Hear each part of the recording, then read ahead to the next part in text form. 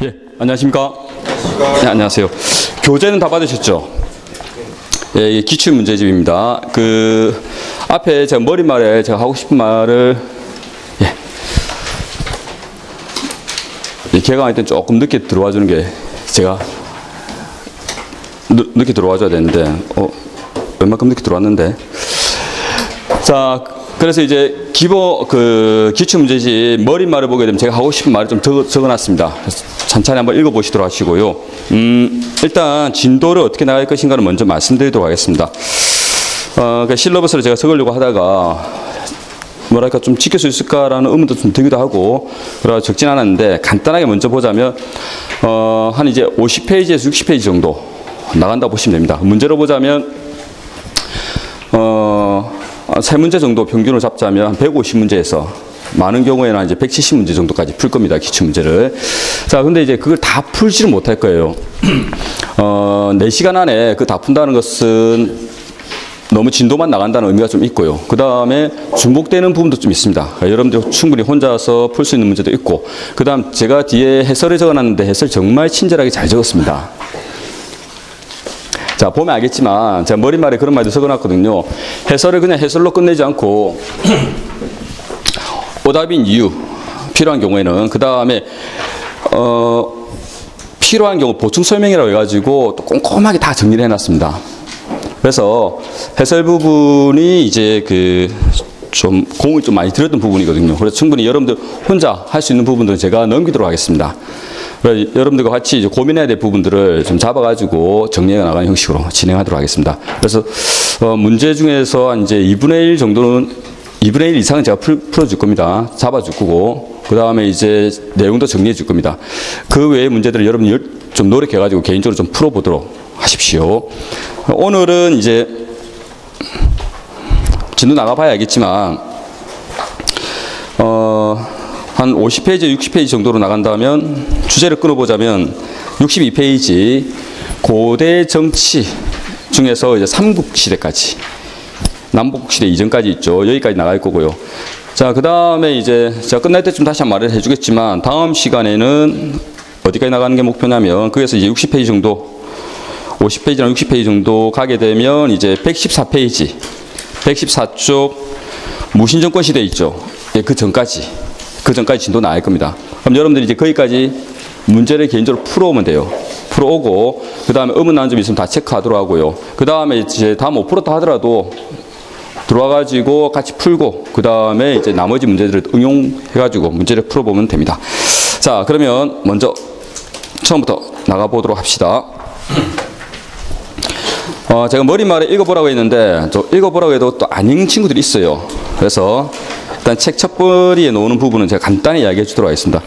지금 여러분들 보시는 기출 문제집을 만들 때 몇 가지 원칙을 제가 잡았습니다. 첫 번째, 최신 문제들을 중심으로 하자는 부분이 들어가죠. 그래서 이제 예전 문제들은 되도록 좀 배제했습니다. 배제하고 그 최신 문제들을 많이 넣고 최신 유형들을 많이 접할 수 있는 그러한 이제 시간을 가지도록 했고요. 자, 두 번째 보게 되면 이제 다양한 직렬들의 문제들을 연습해 볼 필요가 있다고 생각해가지고 경찰뿐만 아니라 뭐 경찰 직렬이라고 하게 되면 경찰과 그 다음에 이제 경찰 간부 문제는 전부 다 넣었고요. 그것 말고도 이제 지방직, 국가직, 9급, 7급 문제까지 전부 다 넣었습니다. 한 문제도 빠짐없이 다 넣었어요. 그 다음에 이제 뭐 법원직도 넣었고, 사회복지직이라든가, 그 다음에 교육행정직 이런 거 넣었고요. 소방직도 넣었습니다. 그래서 다양한 문제들을 여러분들 접할 수 있도록 했고요. 자, 세 번째 목표로 잡았던 것은 가능한 한 모든 선택지를 전부 다 분석해 주자라고 해가지고 아까 제가 말했던 부분인데, 문제에 대한 접근 방법은 해설에 넣어놨고요. 그 다음에 굳이 이제 해설을 길게 할 필요 없으면 그냥 끊어버렸습니다. 그래서 이제 모든 선택지를 전부 다 분석할 필요 없으면 그냥 이제 간단하게 해설 위주로 했고요. 그 다음에 이제 정말 좀 꼼꼼하게 봐줄 필요 있다고 생각되는 부분 같은 경우는 오답은 왜 오답인지를 다 적었고요. 그 다음에 정답 중에서도 왜 이것이 정답인가, 그 다음에 그 외에 또 알아둬야 될 내용들 보충 설명이라 이거 다 넣어놨습니다. 그래서 제가 이제 밑에 이야기는 해놨지만 한 번 보고 끝내려고 하지 말고 한 번 기출문제 연습하게 되면 여러분들이 그 문제의 답은 기억하고 있거든요. 근데 중요한 건 답만 아는 게 목표가 아닌 겁니다. 왜냐하면 그 기출문제 그대로 나오지는 절대 않을 겁니다. 절대 똑같이는 안 나오겠죠. 그죠? 어떻게든 변형시킬 거란 말이지. 그랬을 때 이제 선택지에 대한 변형이라든가 사료에 대한 변형이라든가 이런 부분들이 들어갈 겁니다. 그렇게 됐을 때는 오답 해설이라든가 보충 설명이 굉장히 큰 의미를 발휘할 겁니다.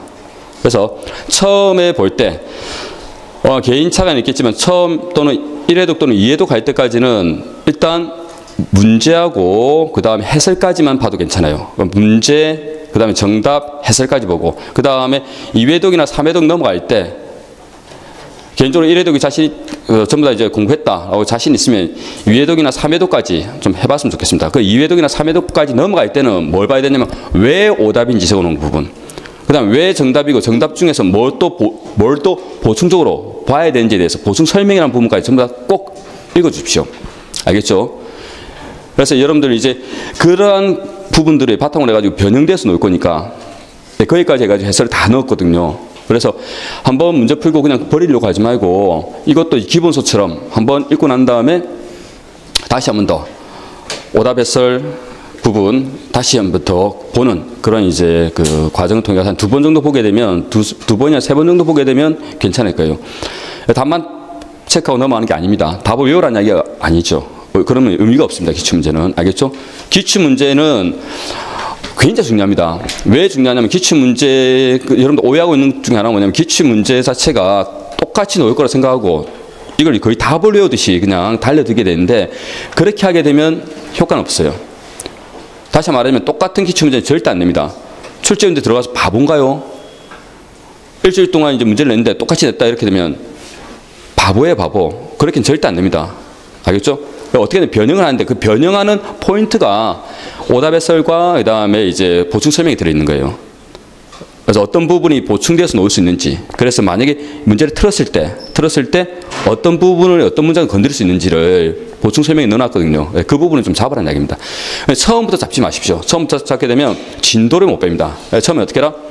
1회독 할 때는 문제, 그 다음에 답 확인하고 그 다음에 가장 기본적인 이제 해설 부분만 읽고 빨리 나가버리세요. 그냥 쭉 나간 다음에 다 한 다음에 1회독 한 다음에 두 번째 할 때는 딱 보는 순간 답이 기억나죠?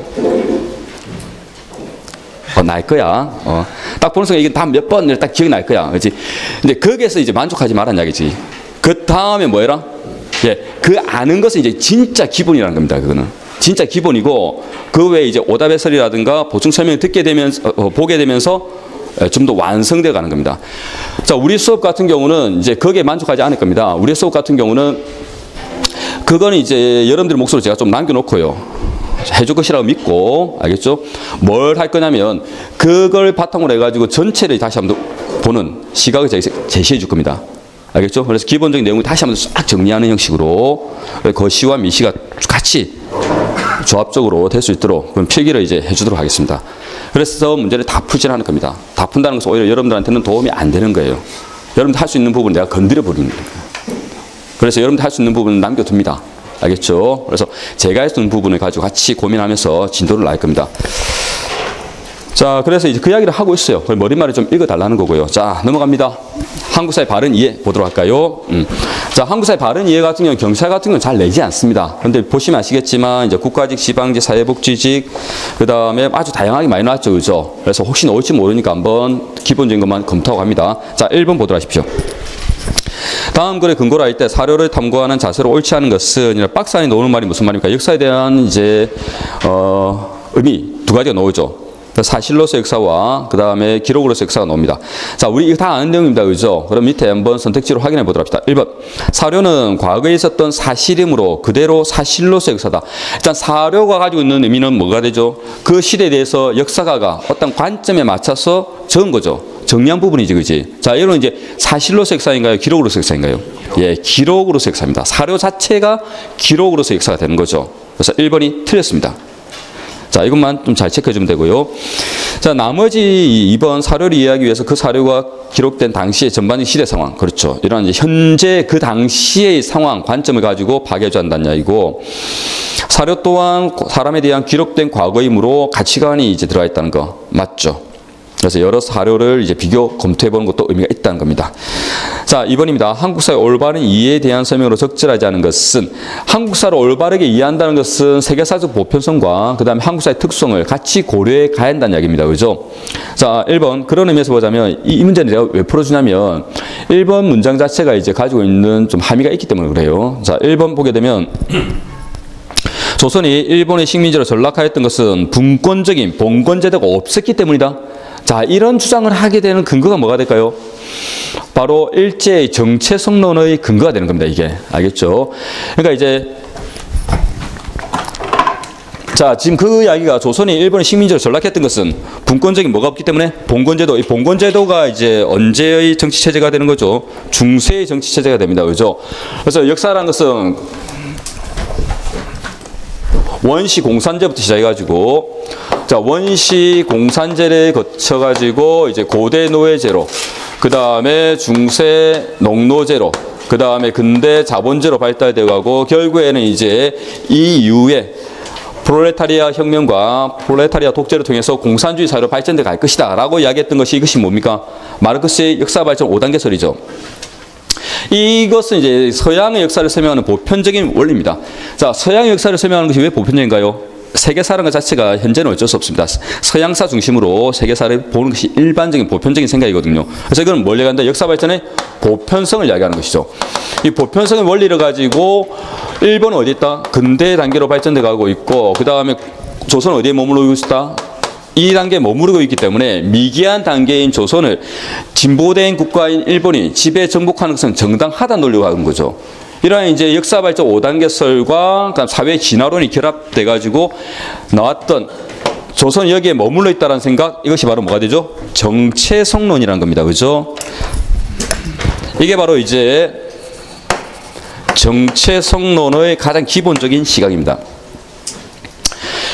그러니까 중세 봉건제가 되는데, 중세 봉건제라는 단계가 조선에서는 결여되어 있기 때문에 고대 단계에 머물러 있다는 이야기하는 거죠. 알겠죠? 자, 이거는 뭘 설명한 거죠? 우리 한국사를 볼 때 우리 한국사가 가지고 있는 특수성에 대한 이해는 없고, 오로지 뭡니까? 보편성적인 원리로서 설명해 나가는 거죠. 이것이 바로 이제 일제의 정체성론을 이야기하는 거거든요. 그런 의미에서 보자면 1번은 틀린 것입니다. 우리 한국사의 특수성이 배제하고 있기 때문에 X라고 볼 수 있다는 거죠. 무슨 말인지 이해되나요? 우리 한국사의 보편성과 특수성의 조화로서 봐줘야 한다는 겁니다. 자, 그런 의미에서 2번은 이제 1번이 답이 되고요. 그래서 보편성만 강조하고 있기 때문에 틀렸다는 얘기입니다. 자, 3번과 4번은 여러분들 풀 수 있을 겁니다. 넘어갑니다. 자, 5번입니다. 다음 사료를 통해 추론할 수 있는 역사 소설의 특징과 맥락. 자, 3번, 4번은 제가 그런 이야기를 했죠. 여러분들 풀 수 있을 겁니다. 라고 했는데, 만약에 풀었는데 답이 틀린다든가 이렇다 하더라도 뒤에 해설과 그 다음에 설명이 아주 잘 되어 있기 때문에 충분히 혼자 읽어낼 수 있을 거라고 믿는다는 겁니다. 무슨 말인지 알겠죠? 그러니까 풀고 뒤에 참고해가지고 꼭 자기 걸로 만들라는 겁니다. 자, 그 다음에 이제 혹시 그래도 모르겠다 싶으면 연락을 주세요.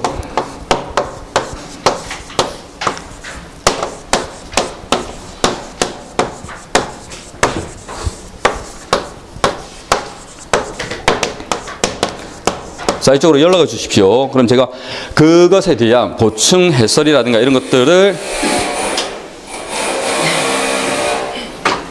복병이 하나 있었구나. 이 강의실에 복병이 하나 있었네.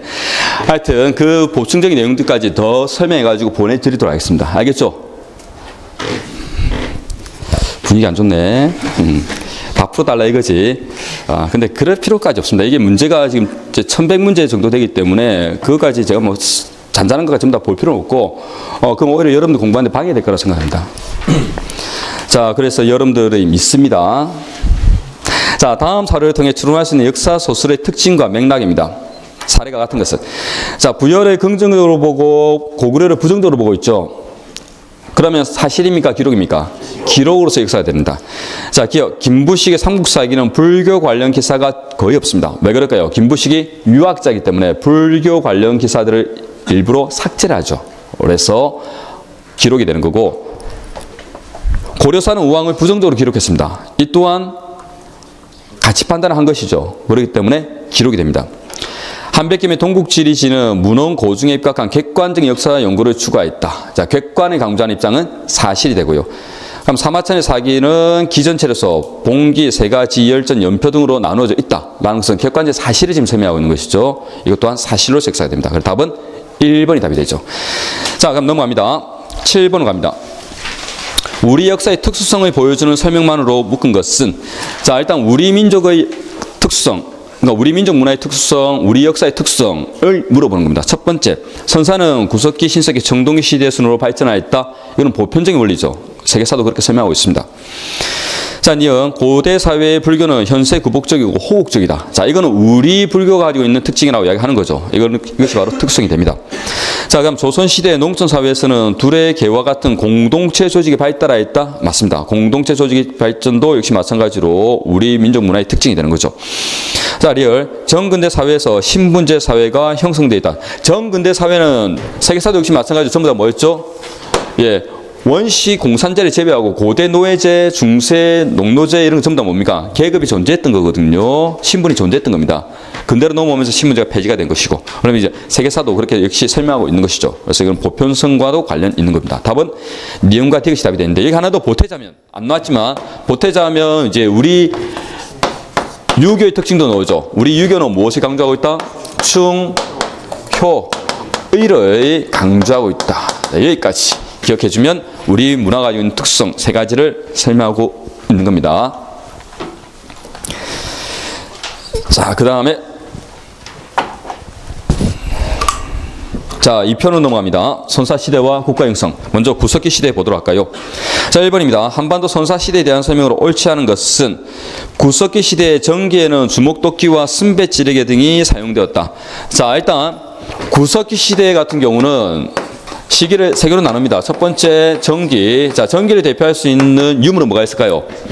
주먹도끼라든가 집게 같은 것들이 있는 것이고, 자, 이건 한 개의 도구를 가지고 여러 가지 용도로 썼던 것이죠. 자, 두 번째 중기로 오게 되면 이제 뭐가 등장하기 시작하죠? 끌개라든가 밀개와 같은, 끌개와 밀개 등과 같은 이제 조리도구가 따로 나오기 시작하죠. 그렇게 됨으로써 한 개의 도구를 하나의 용도로 쓰기 시작했다는 거. 자, 그러다가 이제 세 번째 후기로 가게 되면 쇠기라는 도구를 가지고 이제 자기가 필요한 용도대로 격지를 만들어냅니다. 돌라의 격지를 만들어 가지고 사용했고, 자기가 필요한 모양대로 만들어내는 거죠. 그 부분의 대부분은 이제 대표적인 것이 뭐가 있다고 했죠? 그렇죠. 승배찌르개가 있습니다. 승배 부분은 이제 이음새 부분이죠. 그래서 승배찌르개가 구석기 후기를 대표할 수 있는 유물이 되는 겁니다. 그래서 뭘 빼야 되죠? 예, 승배찌르개를 빼세요. 승배찌르개는 후기로 갑니다. 자, 그 다음에 2번은 움집은 원형이나 모서리가 둥근 사각형 맞고요. 그 다음에 조개류, 장식, 그렇죠. 칠의 거리라는 거, 이런 것들을 해냈죠. 청동기 시대 전형적인 유물로는, 자, 놓은 김에 한번 정리해보자. 뒤에 놓을 거 있지만, 일단 비파형 동검하고 거친 무늬골이 들어갈 수 있고요. 청동기. 그 다음에 붉은 관토기. 자, 토기는 청동기 때 나왔던 토기, 붉은 관토기 외에 또 뭐가 있었죠? 미송리시 토기라든가 민무늬 토기가 있습니다. 민무늬 토기. 자, 그 다음에 반달, 돌칼, 홈자기까지 넣었는데 하나 빠진 게 있지. 뭐가 빠졌습니까? 바퀴날 도끼. 지금 우리가 봤던 유물들은 전부 다 어느 시대에 나왔던 유물들이죠? 청동기 시대에 나왔던 유물들입니다. 자, 그 다음에 3번입니다. 3번 같은 경우는 이제 하나만 좀 기억하고 넘어가도록 합시다. 우리 대한민국도 그렇고, 그러니까 남한도 그렇고, 북한도 그렇고, 최초의 발굴은 좀 기억해줘야 됩니다. 그죠? 자, 해방 이후입니다. 해방 이후 북한 최초의 발굴은 뭡니까? 웅기 굴포리죠. 1960년. 그 다음에 우리 대한민국의 최초의 발굴은 1964년에 했던 공주 석장리입니다. 자, 이건 외우세요. 답 몇 번입니까? 예, 2번이 답이 됩니다. 넘어갑니다. 자, 4번입니다. 선사시대의 사회생활상에 대한 설명으로 옳은 것은 지상 가옥을 짓고 살았던 사람들은 청동제 농기구, 자, 농기구로, 청동이 농기구로 쓰인 적이 있다 없다? 한 번도 없습니다. 알겠죠? 청동기는 뭐로 쓰였죠? 청동기가 시작하자마자 청동기는 무기와 장신구를 만드는 데 썼죠. 그 다음에 철기 가더라도 이제 뭡니까? 의기화되기 시작하는 거죠. 농기구로 쓰인 적은 없습니다. X입니다. 자, 2번. 신석기 시대 후기 사람들은 가축을 기르기 시작했다. 자, 일단 농경 같은 경우는 신석기 전기입니까? 후기입니까? 후기입니다. 기억해 놓도록 하십시오. 그래서 농경 같은 경우는 신석기 시작하자마자 바로 농경이 나오진 않아요. 목축도 마찬가지입니다. 그래서 농경과 목축은 전부 다 이제 신석기 후기로 갑니다. 자, 여기까지 맞는데 뒷부분이 틀렸죠. 벼농사 부분이 틀렸습니다. 자, 벼농사가 시작된 건 언제부터죠? 청동기부터입니다. 자, 그 다음에 3번. 빗살 무늬 토기를 주로 사용했던 사람들은 신석기인들이죠. 이 사람들이 반달 돌칼. 자, 반달 돌칼은 청동기 때 유물입니다. 그 다음에 전쟁에서 세영 동검. 세영 동검은 언제 나왔죠? 초기 철기로 합니다. 후기 청동기, 초기 철기. 같은 시대라고 이야기했죠. 자, 그렇다면 3번도 틀렸습니다. 4번. 연천 전곡리 구석기인들은 외날 집게, 그 다음에 주먹도끼 등을 이용해가지고 무리 짓고 살았다. 맞죠? 일단 연천 전곡리 같은 경우는 꼭 기억해줘야 될 게 뭐가 나왔다는 거죠? 아슐리한 게 주먹도끼가 나왔다는 겁니다. 근데 아슐리한 게 주먹도끼만 놓은 것이 아니라 동아시아에서 가장 보편적으로 사용했던 전기 구석기의 유물이 뭐였죠? 집게입니다. 집게. 집게도 나왔는데 그거 외에 아슐리한 게 주먹도끼도 나오게 되면서 모비우스 악스를 이제 부정하게 되는 거예요. 알겠죠? 그래서 집게와 아슐리한 게 주먹도끼가 같이 나온 거 맞습니다. 자, 그럼 다음 몇 번? 4번이 답이 되는 거죠. 자, 그 다음에 5번과 6번은 이제 쉬우니까 한번 보고요. 7번으로 바로 갑니다. 우리나라 구석기 시대 문화에 대한 설명은 옳지 않은 것은? 자, 우리나라와 그 주변 지역에 사람이 살기 시작했던 것은 70만 년 전부터다. 맞습니다. 한반도에서 당시 구석기는 한반도 자체가 존재하지 않았지만 한반도로 형성될 그 지역에서 이제 구석기인들이 살기 시작했던 것은 70만 년 전부터고, 자, 이걸 알 수 있는 대표적인 유적지가 뭐랬죠? 단양 금굴 유적지입니다. 단양 금굴 유적지의 연대가 어디까지 올라가는 거죠? 이게 이제 70만 년 전으로 올라갔던 거죠. 이걸 근거로 했던 것이고. 자, 그 다음에 이번 처음에는 집게 같은 도구를 가지고 여러 가지 용도로 사용하였으나, 맞나요? 맞습니다. 점차 뗀석기를 제작하는 기술이 발달하게 되면서 용도가 뚜렷한 작은 석기들. 자, 그게 뭡니까? 끌개와 밀개를 이야기하죠. 알겠죠? 그래서 이제 중기로 넘어가면서 뗀석기 기술이 좋아지고 있는 것을 이야기하는 겁니다. 이런 조리도구가 따로 나오기 시작하면서 한 개의 도구를 하나의 용도로 쓰기 시작했다는 것이죠. 맞는 이야기입니다. 3번. 주먹도끼, 집게, 팔매돌 등은 사냥도구죠. 그 다음에 끌개와 밀개는 조리도구 맞습니다. 자, 4번. 구석기 시대의 대표적인 유적지가 나오죠. 평남 상원 검은모로 동굴. 동굴이 나오게 되면 전부 다 구석기로 갑니다. 그 다음에 연천 전곡리 아까 설명했던 부분이고, 그다음 암사동은 들어갈 수 있습니까? 없습니까? 없죠. 자, 이건 어디로 가져야 됩니까? 신석기로 가져야 됩니다. 공주 석장리 맞습니다. 답은 4번이 답이 되죠. 자, 이제 신석기로 갑니다. 여기서 우리가 잠시 검토해 줘야 될 것은 뭐가 있냐면, 전기, 중기, 후기로 가면 갈수록 이제 석기 다루는 기술이 어떻게 되고 있다? 점점 좋아지고 있다는 거예요. 자, 그러면 좀 이따 신석기도 하겠지만 석기 다루는 기술은 구석기가 나오게 되면서 나중에 중석기를 거치게 되고, 그 다음 신석기로 접어들면서도 계속적으로 석기가 다루는 기술은 어떻게 된다? 예, 좋아지는 거죠. 그럼 청동기 때도 어떻게 됩니까? 청동기 때도 석기 관련 기술은 어떻게 될까요? 좋아집니다. 근데 석기가 사라졌던 것은 언제부터? 철기 때 사라진 거죠. 자, 그러면 쭉 발전돼 가다가 철기 때, 요때 사라지게 되는데, 그때마다 이제 쓰는 용어라든가, 그 다음에 이제 유무들이 다 다르죠. 한번 정리해 보도록 합시다. 첫 번째, 구석기 시대 같은 경우는 아까 시기로 구분하랬습니다. 그죠?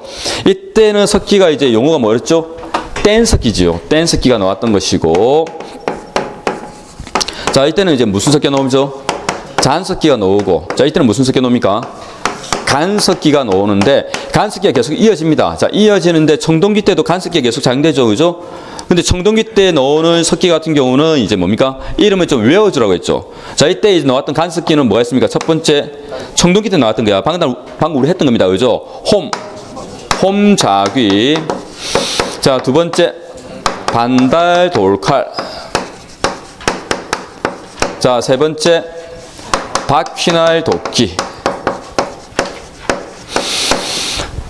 외우기 위해서 이렇게 했던 겁니다. 그죠? 홈, 반바퀴, 이렇게 기억하랬죠. 자, 그 다음에 홈자기는 땅을 파는 도구입니다. 자귀는 도끼, 작은 도끼를 이야기한다고 보시면 되죠. 땅을 파기 위하고 그 다음에 나무 뿌리를 캐는 것이 목적이고요. 그 다음에 반달 도칼은 목적이 뭐랬죠? 수수용 도구입니다. 뒤에서 확인해 보겠죠. 이것도 땅 파는 굴지구의 역할과 농기구의 역할을 담당했던 것이고, 자 플러스 청동기 때 이제 청동검이 나옵니다. 근데 청동검이 이제 모든 그 전쟁을 수행하는 사람들에게 전부 다 공급이 될 정도로 많이 보급됐을까요? 그 정도는 아닙니다. 그래서 이제 이때 석기를 이용해서 뭘 사용했다? 무기도 제작할 수 있었다는 것이죠. 그것이 바로 이제 뭡니까? 간돌검이라든가 간돌 살촉 등이 나오죠. 간돌검이라든가 간돌 살촉 같은 경우는 전쟁용 무기가 되는 거죠. 이것도 역시 뭡니까? 간석기 연장선에 보는 겁니다. 그죠? 이렇게 발전돼 가는 것이고. 그 다음 요건 좀 구분하랬죠. 자, 이건 구분해가지고 어떻게 구분했다? 전기, 중기, 후기로 구분하라고 했습니다. 아까 이야기했던 거, 그죠? 자, 그러면 어떻게 됩니까? 이런 것들이 전부 다 시기가 판단이 되는 거죠. 그래서 섞기만 하더라도 시기가 다 다릅니다. 시기 판단 같이 하면서 갑니다. 자, 신석기입니다. 1번입니다.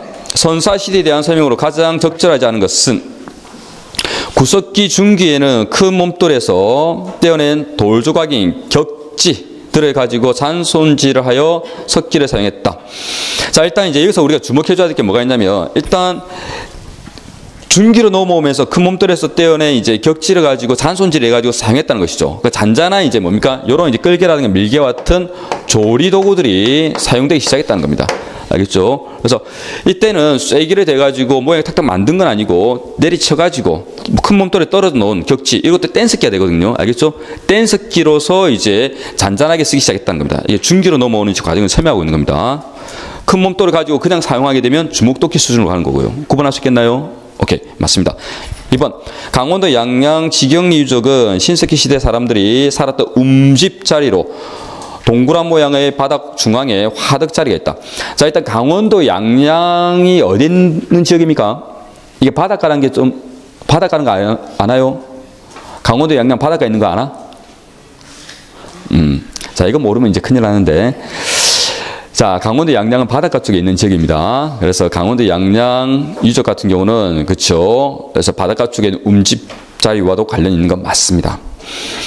혹시 몰랐다 이렇게 되면 일단 체크하고 갑니다. 일단, 자, 만약 문제를 풀었는데 내가 모르는 부분이 나와. 그러면 신경 쓰라 마라? 쓰지 마세요. 강원도 양양, 선생님 저는 양양이 강원도에 있는 것조차는 모르는데요. 괜찮아요. 일단 뭐다? 세모하고 넘어간다. 알겠지? 자, 그 다음에 3번입니다. 신석기 시대는 아직 지배와 피지배의 관계가 발생하지 않았고, 그렇죠. 연장자나 경험이 많은 자가 자기 부족을 이끌어 나가는 평등사회였다. 자, 그런 사람은 뭐라 부릅니까? 지도자라 부르죠. 지배자가 아니라는 거다, 그지? 지배자는 청동기 이후 오는 것이고, 구석기든 신석기든 그 어떤 무리들을 이끌어 나가는 뭐는 존재하고 있다? 지도자는 있다는 겁니다. 자, 지도자는 있었지만 지배자는 있다 없다? 지배자는 없는 거예요. 구분하도록 하십시오. 이게 이제 구석기와 신석기의 특징이 되죠. 자, 지금은 이제 지도자를 이야기하고 있는 겁니다. 4번. 신석기 시대에는 민무늬 토기 위에 입술 단면에 원형, 방형, 삼각형의 덧띠를 붙인 덧띠토기라든가 검은 간토기 등도 사용됐다. 자, 이거는 외우고 있죠? 이거 안 외우면, 이거 모르겠으면 합격할 자격이 없는 거야. 그렇게 되면서 이제 뭡니까? 2번은 크게 걱정 안 하는 문장이 돼버리는 거예요. 알겠죠? 그러니까 2번 가지고 너무 몇 번씩 읽을 필요 없는 겁니다. 강원도 양양이 어딘지 모르면 그냥 넘어가는 거야. 알겠죠? 그거 가지고 와 양양 이러면서 1분 시간 보내고 있으면 네 인생 끝나는 거다. 알겠죠? 모르는 것은 그냥 모르는 겁니다. 넘어가고 내가 아는 거 가지고 문제 푸세요. 자, 토기는 중요하다겠습니다. 자, 토기 한번 정리해 보도록 합시다. 첫 번째, 언제부터 등장하죠? 신석기 시대에 토기가 나옵니다. 자, 이때 썼던 토기, 전기에는 뭘 사용했습니까? 자, 신석기 전기에는 이제 이런 민무늬 토기, 자, 마무리라고 생각하고 합니다. 자, 그 다음에 덧무늬 토기, 그 다음에 눌러찍기 문토기. 자, 그럼 후기는, 그렇죠. 후기에 이제 빗사의 무늬토기가 나와요. 순서도 기억해 줘야 됩니다. 자, 그 다음에 청동기로 가게 되면 청동기 때 토기 3개를 기억하면 됩니다. 첫 번째, 미송리시 토기, 그 다음에 붉은 간토기, 그 다음에 민무늬 토기가 되는 거죠. 자, 이거 아니면 이제 철기로 넣어주면 됩니다. 자, 철기 때 가게 되면 일단 붉은 간토기가 아니라 검은 간토기가 나오고, 덧무늬가 아니라 덧띠 토기가 나오게 되고, 역시 이제 뭐도 제작됩니까? 민무늬 토기도 제작됩니다. 민무늬 토기는 있잖아요. 무늬가 없으면 전부 다 민무늬입니다. 알겠죠? 그렇기 때문에 신석기, 청동기, 철기 때 다 있습니다. 자, 그 중에서 이제 어디에 주목한다? 요 두 개를 주목하게 되는데, 신석기를 대표하는 토기는 뭐가 된다? 빗사이 무늬 토기. 그 다음에 청동기를 대표하는 토기는 민무늬 토기. 이렇게 기억해 주면 됩니다. 자, 그래서 답은 4번이 답이 되죠. 강원도 양양 지경리 유적은 제가 뒤에 가서 이제 설명해 줄 수 있는 시간이 놓을지 안 놓을지는 모르겠는데, 일단 지경리 양양에 있는 이제 유적지는 좀 의미가 있습니다. 첫 번째, 일단 얼굴 모양의 토제품이 나와요.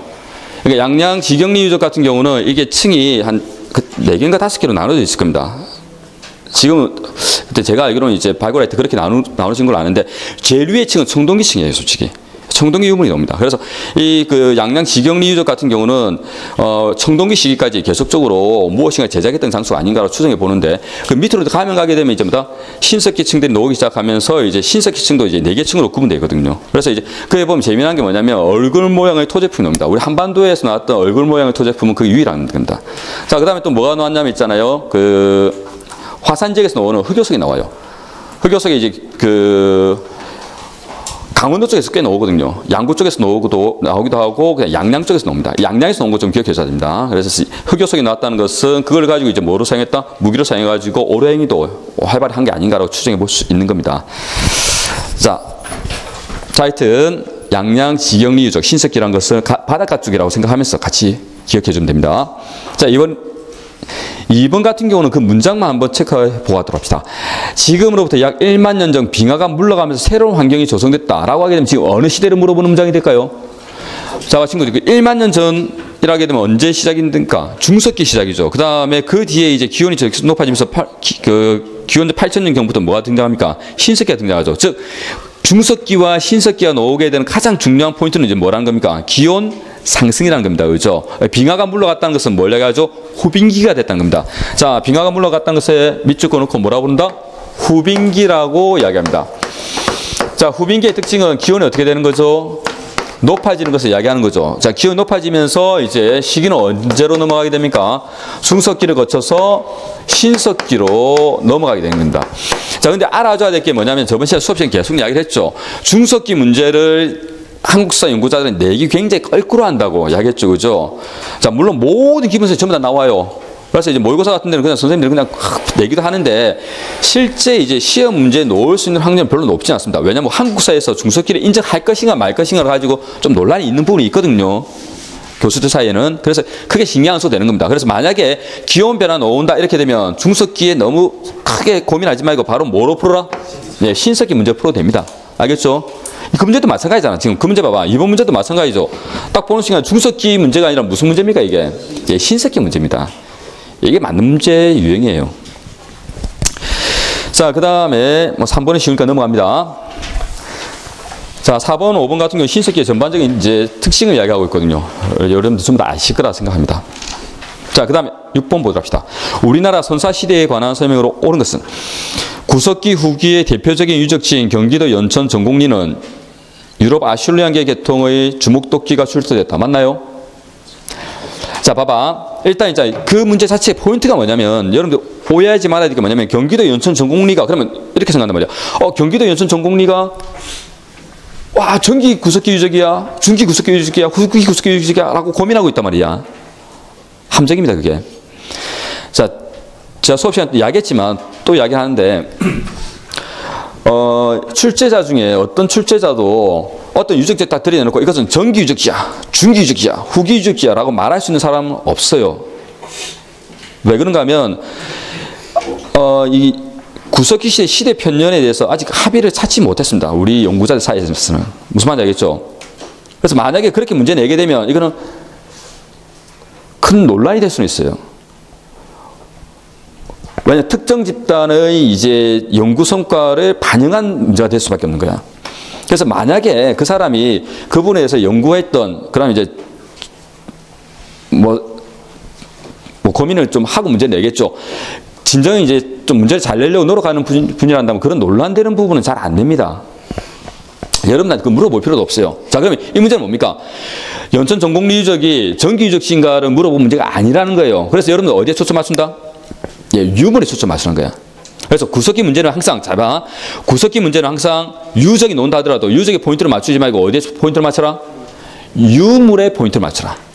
무슨 말인지 알겠죠? 유물을 가지고 유적을 찾아가는 요 공부 방식 계속 찾아가십시오.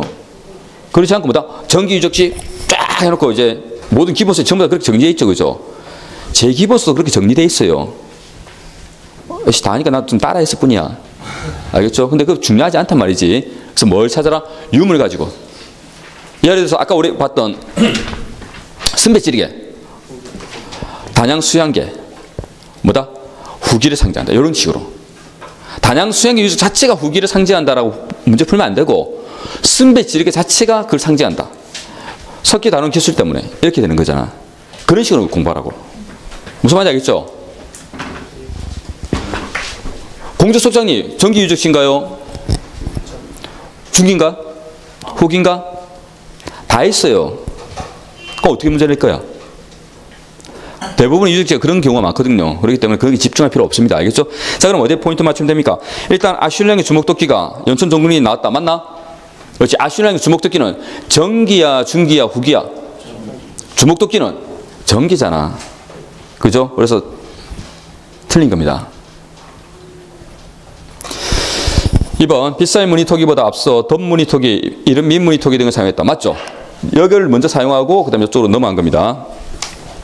3번 신석기 농포동 유적에서는 흙으로 만든 남성 조각품. 자, 일단 이제 팩트부터 확인해 보자면 농포동 유적에서 나왔던 것은 그렇죠, 여인상이죠. 그래서 제가 이제 기본소에 이제 멜랜드로 비너스상하고 뭐지? 그 다음에 서양의 비너스상하고 우리 이제 여인상하고 비교해가지고 실어놨는데, 하여튼 여인상이 이제 신석기에 나왔던 것인데 풍요와 다산을 이야기하는 겁니다. 일단 남성 조각품이 아니죠. 그 다음 또 하나 더.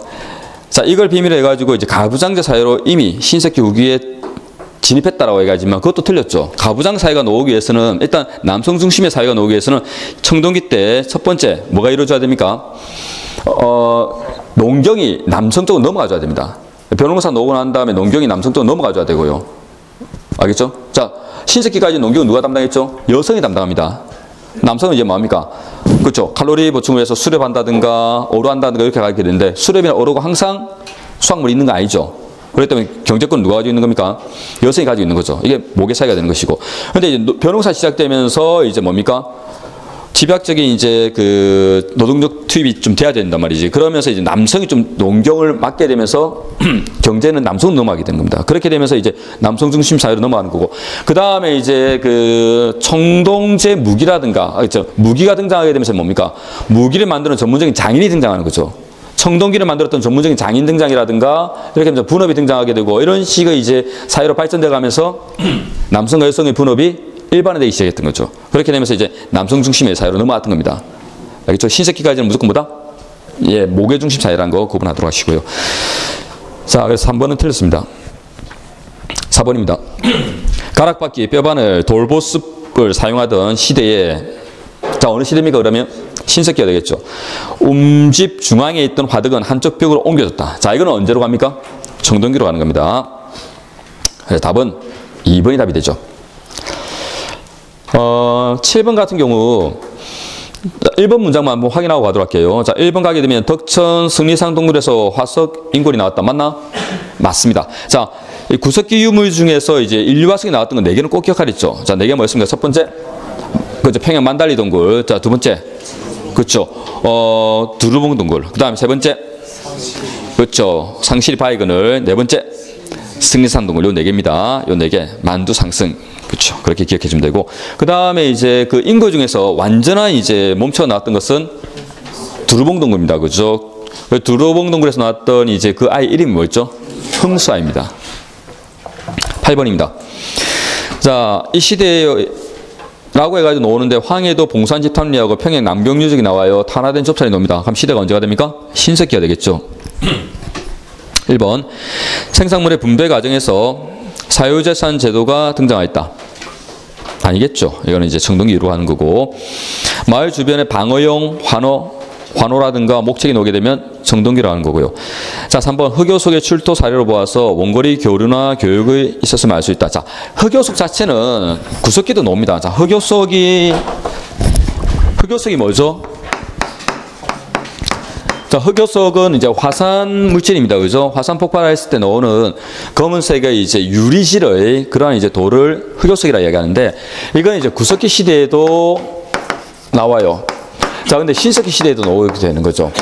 신석기에 발견된 것이 어디에 있어? 부산, 동삼동하고, 그 다음에 이제 강원도, 아까 양양, 지경리 유적에서 나온다고 했죠. 그죠? 자, 여기는 그러면 화산 폭발이 있나요? 없나요? 부산 지역에 무슨 화산 폭발할 만한 산이 없다고 했잖아. 부산 지역에서 화산 폭발하는 산은 뭐가 있어? 장산? 황령산? 그거 없다 그런 거, 그지? 오케이. 근데 흑요석이 나와요. 어떻게 된 거야?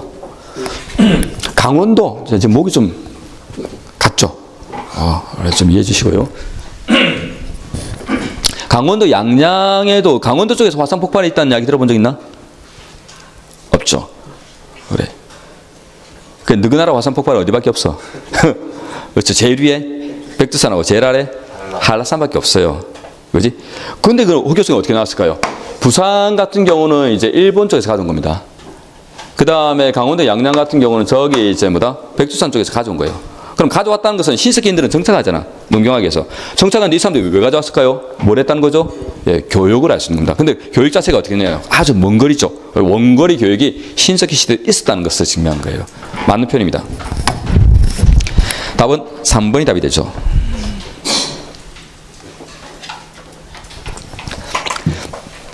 자, 집자리터가 굉장히 규모가 커집니다. 그럼 언제로 가져야 되겠죠? 청동기로 가져야 되는 겁니다.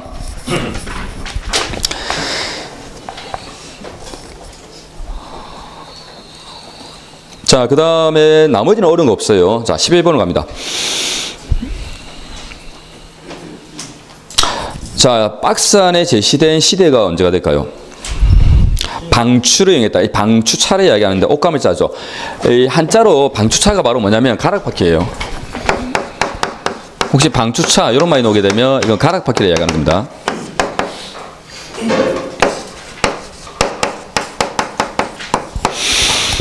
방추차. 자, 그 다음에 이제 조피수수가 재배됐죠. 신석기입니다. 자, 그러면 신석기 유적이 아닌 걸 찾는 거죠. 자, 1번에 나오는 고령 지산동 유적이 나옵니다. 자, 고령 지산동 유적 같은 경우는 어느 나라와 관련되어 있을까요? 가야는 가야인데, 어느 가야? 예, 대가야입니다. 대가야. 그래서 일단 대가야 적어 놓더라고요. 자, 가야는 뒤에 놓긴 할 건데, 놓은 김에 가야와 관련된 유적은 이제 3개가 있습니다. 자, 일단 방금 우리가 봤던 이제 고령 지산동 고분군 같은 경우는 대가야와 관련 있고, 그 다음에 이제 부산 복천동 고분군 있죠.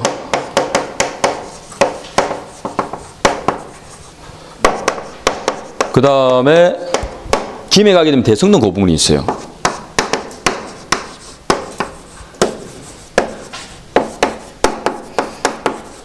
자, 이거는 이제 금강가야와 관련 있어요. 이게 뭐야?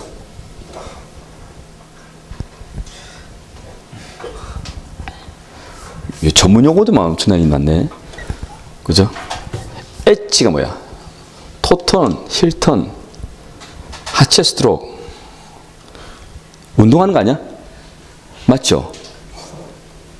와, 이 합격한 애들이 운동하는 거다, 그지? 피겨학교 애들이 체력 준비하려고 지금 연습하는 거네.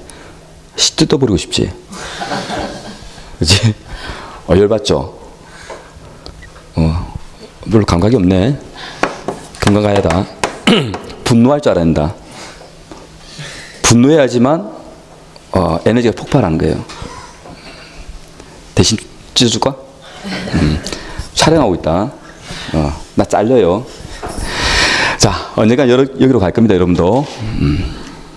내년 안에 갑시다. 자, 그 다음에 이제 그 함안까지 가게 되면, 경남 함안 쪽에 가게 되면, 그렇지, 마리산 고분군이 있어요.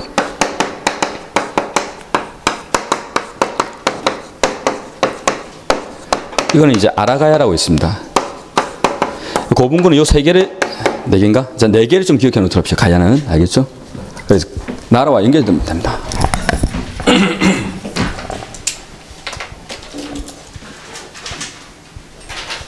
자, 그 다음에 양양 오산리 유적, 오산리 뭐 지경리 유적 같은 뭐 개념, 양양이라고 하면 바닷가 쪽이다, 그지? 그래서 일단 뭐다, 신석기 가능하겠구나. 봉산 집합리 중요하죠. 자, 봉산 집합리에서 아까 뭐가 나왔다 했습니까? 탄화된 좁쌀에 놓는다, 그지? 봉산 집합리하고 평양 남경 유적, 이 2개는 꼭 기억해 놓더라고. 자, 부산 동삼동 유적 중요하죠. 바닷가 쪽에 대표할 수 있는 게 솔직히 부산 동삼동 유적이고, 그 다음 강가를 대표할 수 있는 게 뭐였죠, 신석기는? 서울에 있는 암사동입니다. 이 2개를 꼭 기억해 놓도록 하십시오. 자, 그래서 11번의 답은 1번입니다. 자, 12번은 이제 문제 없을 거예요. 자, 13번. 자, 13번 문제 한번 응용해 보도록 하십시오. 자, 봐봐, 친구들. 13번 문제. 봐봐. 이게 2014년 지방지 문제인데, 딱 보는 순간에, 선생님, 청주 산성동 유적지 좀 몰라요. 통영 연대도 유적지 난 몰라요. 뭐야, 옹진 소야도 유적지 몰라요. 그거 묻는 거야? 아니랬죠. 아니랬죠. 알겠지? 구석기도 그렇고 선산은 이제 뭘 봐라? 유물을 봐라는 겁니다. 알겠죠? 자, 그러면 가락바퀴라든가 칠해거리, 조개껍데기 가면 사람 얼굴 조각상 어느 시대입니까? 예, 그렇게 문제 풀면 되는 거예요. 자, 밑에 사진이 나오죠. 이거 경찰에서 한번 출제가 된 사진들인데 그래도 한번 봅니다. 조개껍데기 가면 덧무늬톡이 갈대와 갈판이 나오죠. 2018년도 문제부터 해가지고 이제 경찰은 좀 다양한 형태의 문제형이 나올 겁니다. 2012년도 이후부터 나와가지고 경찰 같은 경우는 이제 아주 전형적인 경찰스러운 이제 경찰만의 문제 스타일이 좀 많았거든요. 근데 이제 그 2017년 넘어오면서 많이 변화됐고요. 사료를 많이 쓰기 시작했고, 그 다음에 이번 국정감사에서도 그 경찰 그 한국사 문제에 대해서 많은 지적이 좀 있었거든요. 그렇기 때문에 분명히 수정하겠다고 했기 때문에 아마 이제 좀 문제 유형을 많이 변화시킬 겁니다. 그렇다고 한다면 이제 다양한 형태, 기존 나오지 않았던 형태들을 시도하지 않을까. 그것이 바로 첫 번째 이제 뭐가 된다? 사료는 계속 유지가 될 것 같고요. 문제 유형에서. 그럼 두 번째 이제 지도라든가 사진들이 많이 활용될 수 있습니다. 알겠죠? 지금껏 이제 안 나왔던 유형들이 많이 반영될 거니까 기출된 지도라든가 사진만이라도 꼭 여러분 걸로 만들도록 하십시오. 자, 그 다음에 15페이지 부분은 크게 어려운 거 없어요. 그래서 여러분들 읽는 데 문제 없을 거라 생각됩니다. 그리고 15번 봐봐, 친구들. 15번 보게 되면 소를 이용한 밭갈이 농사가 나오게 됩니다. 그죠? 자, 일단 소를 이용한 밭갈이. 자, 그럼 농경을 한번 정리해보면 이렇게 되는 거죠.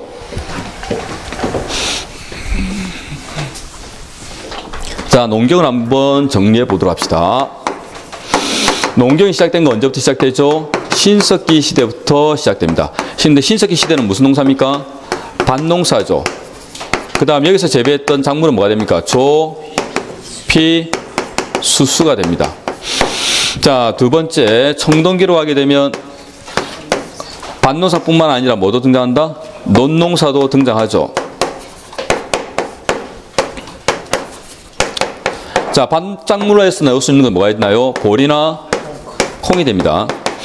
그래서 보리, 콩이 신석기로 하게 되면 X입니다. 구분하더라고요. 그 다음에 논농사 같은 경우는 일부 저습지에서 시작되는 거죠. 그래서 농경이 시작되었다, 신석기입니다. 밭농사 시작되었다, 신석기입니다. 벼농사 시작되었다, 청동기로 가져야 됩니다. 구분하도록 하세요. 벼농사 이꼴 농경이 아니라는 거죠. 문장을 잘 읽어라. 자, 철기로 가게 되면 일단 철제 농기가 등장하면서 농업 생산력은 증대되겠죠. 그래서 일단 철제 농기구 등장 자체가 의미가 있어요, 이게. 자, 그럼 두 번째 뭐도 등장하냐면 우경이 시작됩니다. 우경이란 것은 소를 밭갈이에 이용하는 거죠. 그러면 깊이 가리가 되면서 지력 회복이 훨씬 좋아지게 되고, 그래서 철제 농기구 등장이라든가 우경 시작을 통해서 이제 농업 생산력은 어떻게 되겠다? 철기 이후에 생산력이 증대되는 계기가 됩니다. 자, 여기에 플러스 해가지고 이제 기록상 우경이 보급되었다라고 하게 되면 신라, 그렇죠, 6세기 지중왕 때가 되는 거죠. 이거는 뭐로 간다? 우경 보급으로 갑니다. 자, 만약에 그 문제에서 삼국사기를 그대로 낼 수는 있어요. 삼국사기에 보게 되면 이제 6세기 지중왕 때 우경이 시작되었다라 나옵니다. 만약 그 사료를 그대로 낸다 하더라도 우경 시작으로 문제 풀지 마세요. 뭐로 문제 풀어야 된다? 보급으로 문제 풀어야 된다. 우경 시작은 언제로 문제 풀어라? 철기 때로 문제 풉니다. 알겠죠? 삼국사기에는 그 내용은 어떻게 나오냐면 지중왕 때 우경이 시작되었다로 나옵니다. 그렇지만 우경 시작을 어떤 연구자도 지중왕 때로 보지는 않습니다. 알겠죠? 그걸 만약에 들이대면 아 이거 지중왕이구나 라고 문제 풀면 돼 그냥. 알겠죠? 그러면서 나중에 선택지로 만약에 놓게 되면 우경이 언제 시작됐다? 예, 철기 때 시작됐다고 문제 푸세요. 알겠죠? 오케이. 그럼 지중왕 때는 뭐로 본다? 우경 보급으로 봐야 됩니다. 자, 그래서 이제 그 15번에 1번은 그릇 농경만 좀 구분해 주면 되고요. 그 다음 17번 문제도 역시 마찬가지야. 봐봐. 17번 문제 풀 때도 3번 문장 딱 읽어보십시오. 예를 들어 신석기 시대의 주거 생활의 유적 지로는 서울 암사동. 알아. 봉산지 삼리. 알아. 온천 궁산이. 뭐야 씨.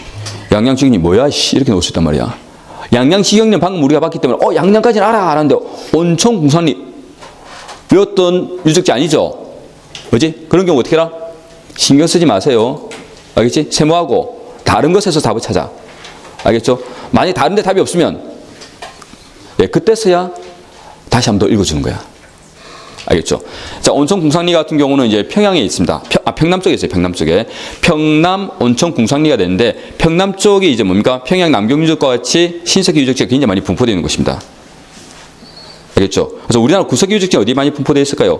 충청도라든가 그 다음에 제주도라든가 이런 데 많이 분포되어 있죠. 왜 그랬을까요? 동굴이 많기 때문에 그렇습니다. 그다음에 평안도도 역시 마찬가지로 일부 분포되어 있죠. 그 다음에 신석기 유적지는 강가나 바닷가 쪽이죠. 그죠? 그래서 한강, 그 다음에 대동강, 그 다음에 서해안, 남해안, 동해안 이쪽으로 가는 겁니다. 평양이 그 지역이 되는 거죠. 대동강 끼고 있는 거죠. 그래서 그렇게 좀 이해해 주면 되는 겁니다. 크게 몰라도 돼요. 알겠죠? 자, 문제 어떻게 푼지 알겠니? 알면 더 좋고 불안하면 그냥 외우세요. 근데 기출문제 나오는 거 다 알면 더 좋은데 만약에 여러분들 기출문제 공부한 대로 절대 나오지 않다고 했지, 그지? 가면 뭐다? 여러분들이 전혀 못 보는 그런 이제 유적지 하나 들이대는 겁니다. 그랬을 때 어떻게 푸는가를 지금 연습하는 거야. 나를 믿고 가면 돼. 알겠지? 넘어갑니다. 자, 그 다음에 18번은 할 수 있을 거예요. 자, 청동기로 갑니다. 자, 청동기 1번에서 우리가 한번 정리해 보도록 합시다. 자, 1번 이제 철기는 어디서 들어왔죠? 중국에서 들어왔습니다. 그죠? 자, 중국에서 들어왔는데 그걸 알 수 있는 것이 뭐가 됩니까? 1번이 답이 되죠. 자, 그러면 봐봐. 화폐가 나왔는데 중국 화폐입니다. 철기 시대의 중국 화폐를 한번 정리해 보도록 합시다. 첫 번째는 뭐였죠? 연나라, 제나라 화폐가 뭐랬습니까? 명도전. 자, 그러면 진나라 화폐는 발량전. 그 다음에 세 번째 한나라 화폐는 자, 물론 전환입니다. 전환. 오수전. 자, 이거 외우라고 했죠. 그죠? 혹시 모르니까 외우세요. 연제명, 진반, 한호. 이렇게. 자, 그 다음에 자, 2번 보도록 하십시오. 청동기 시대의 생활상에 대한 설명으로 옳은 것은 정교하고 날카로운 간돌검을 사용하였다? 맞죠? 아까 얘기했습니다. 그죠? 간돌검이라든가 또 하나 더 간돌 살촉이라든가 이러한 무기가 사용됐다는 겁니다. 이게 어느 시기에 된다? 청동기 시기의 특징이죠. 이 비파형 동검 같은 경우는 실제 무기로 사용됐을까 안 됐을까에 대해서는 약간 논란이 있긴 합니다. 근데 일단 수업용으로는 그냥 무기라고 문제 푸세요, 그냥. 알겠죠? 근데 이제 보통 일반적으로 연구자들은 이걸 이제 상징적인 것이지 실제 이거 가지고 이제 뭐다 무기에 참여하진 않았을 것이고 보다 실용적인 이런 것들을 많이 사용했을 것이다 라는 이야기를 합니다. 여러분들은 이야기 편하게 전쟁을 했을 때 모든 사람들에게 비파형 동검이 전부 다 돌아갈 정도의 청동기가 이제 그 정도로 활성화되지 않았다 라고 하게 되면 밑에 있는 병사들은 밑에 있는 이제 하위에 있는 사람들은 뭘 가지고 전쟁했다는 거죠. 이런 걸 가지고 전쟁했다라고 기억해 주면 되는 겁니다. 그래서 1번 맞는 표현이 되는 거고요. 자, 나머지는 크게 어려움이 없을 겁니다. 문제가 없을 거라고 봅니다. 자, 그 다음에 자 4번 가게 되면 그에 보면 이제 바위 그림 나오죠.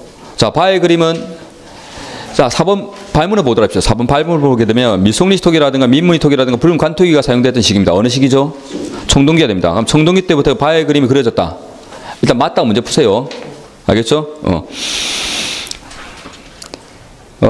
혹 이제 모의고사 같은 데는 바위 그림을 이제 신석기 후기로 보는 모의고사도 가끔 나옵니다. 근데 신경 쓰지 마세요, 여러분들은. 알겠죠? 자, 틀린 말이 아니야. 신석기 후기부터 암각화, 바위 그림이 그려진 건 사실입니다. 맞아요. 지금 연구 결과도 많이 나와요. 그렇지만 청동기 이후에 본격적으로 많이 제작된 거기 때문에 여러분들이 아는 그러한 이제 암각화들은 전부 다 청동기 시대의 암각화다. 청동기 이후에 제작됐다라고 문제 풀면 됩니다. 알겠죠? 이 문제도 마찬가지죠. 청동기 시대가 되기 때문에 바위 그림이 많이 그려졌다라고 문제 풀면 되는 겁니다. 자, 그러면 대표적인 암각화 3개 한번 정리해 보도록 할까요? 자, 암각화 외워야겠죠. 첫 번째 뭐가 있습니까? 울주 방부대 암각화.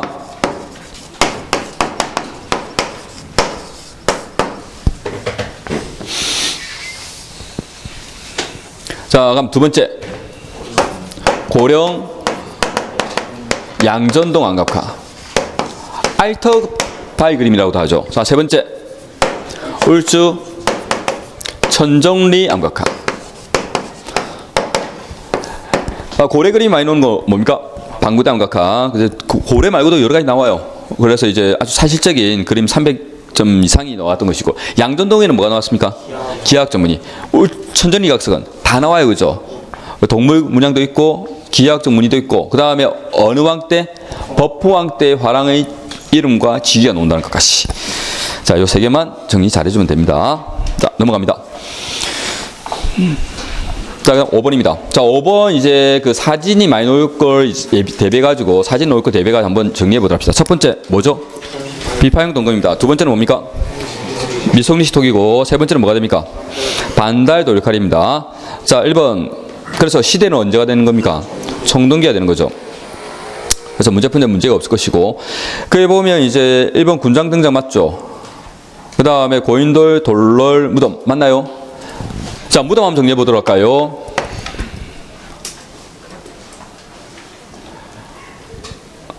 자, 무덤하고 매장도 같이, 자, 무덤도 넣을 수 있고, 그 다음에 매장 방식도 혹시 넣으면 같이 보도록 합시다. 자, 첫 번째 신석기 같은 경우도 물론 구석기에도 이제 매장을 합니다, 그죠? 근데 그 찾기 좀 힘들고요. 하여튼 이제 신석기 시대의 매장 같은 경우는 토묘라고 합니다. 토묘라고 해가지고 이건 뭐냐면 관을 쓰지 않은 거죠. 관 없이 그냥 사람을 묻어버린 겁니다, 그죠? 근데 이제 특징이 있죠. 매장하는데 어떻게 매장했댔죠? 그렇죠. 머리를 어디에 뒀다? 동쪽으로 눕히고 몸을 펴가지고 뭐지? 그 위를 바라보는 이런 형식. 자, 한자로 뭐랬습니까? 동침, 신전, 앙화장이라고 이야기했죠. 자, 이런 방식이 오게 되면 신석기 시대의 태양 숭배와도 관련이 있다라고 보시면 되고, 자, 두 번째 이제 청동기로 가게 되면 청동기 때 나왔던 무덤에는 뭐가 있다고 했죠? 돌이라는 단어를 잡으라고 했죠. 돌이라는 단어가 있다는 겁니다. 자, 대표적인 거 하나씩 보도록 합시다. 첫 번째 고인돌, 돌롤 무덤, 돌무지 무덤 이렇게 되고, 자, 그 다음에 철기로 가게 되면 돌이 있다 없다? 돌이 없다는 것을 잡아줘야 되겠죠. 자, 그럼 뭐가 나옵니까? 동무덤, 널무덤 이렇게 나와줘야 되는 거고, 그럼 그 다음 또는 이제 돌널무덤이라는 거 돌무지 무덤을 사용하지 않았는가? 아닙니다. 사용합니다. 규모가 예전보다는 더 커집니다. 그렇지만 새로 등장했던 것은 뭐가 된다? 동무덤과 널무덤이다. 이렇게 문제 풀면 되는 겁니다. 자, 그 다음에 6번 보도록 합시다. 자, 다음 토기가 주로 사용된 시기입니다. 아까 토기는 다 했기 때문에 한번 정리해봐. 자, 민물이 토기 어느 시대입니까? 청동기, 반다령 돌칼 맞나요? 맞습니다. 자, 필살물이 토기 신석기가 되는 거죠. 그래서 돌이나 뼈로 만든 낚시도구 맞죠? 고기잡이 어로. 덧무늬 토기는 신석기입니다. 고인돌은 청동기로 하고 미성시 토기는 청동기입니다.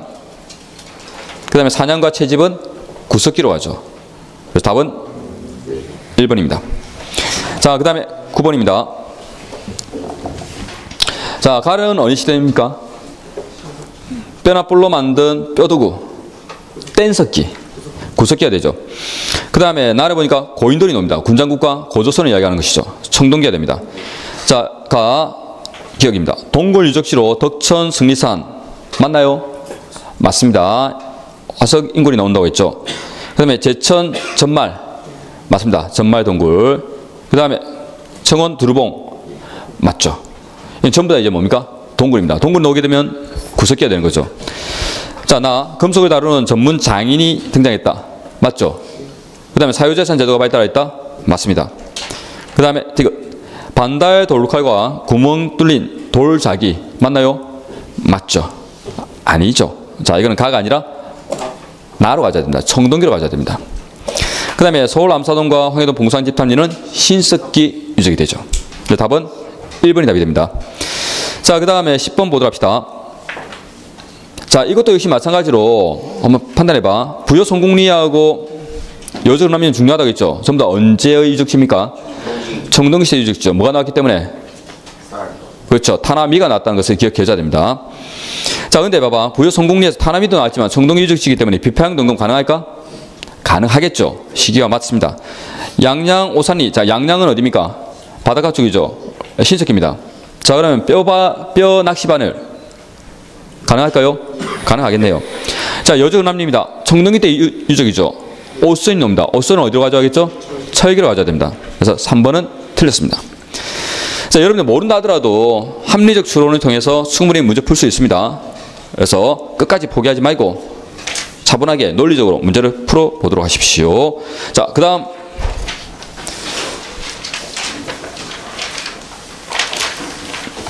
자, 13번입니다. 다음 기억 리얼에 들어갈 말을 바르게 배열한 것은 자, 기원전 8, 7세기가 나오죠. 기원전 8, 7세기라고 하게 되면 청동기 시기로 보면 언제가 됩니까? 청동기 말기입니다. 말기. 알겠죠? 그래서 철기가 언제부터죠? 기원전 5세기부터이기 때문에 청동기 말기에 해당되는 부분이 되고, 자, 청동기 말기에 가게 되면 뭐가 본격화됐다?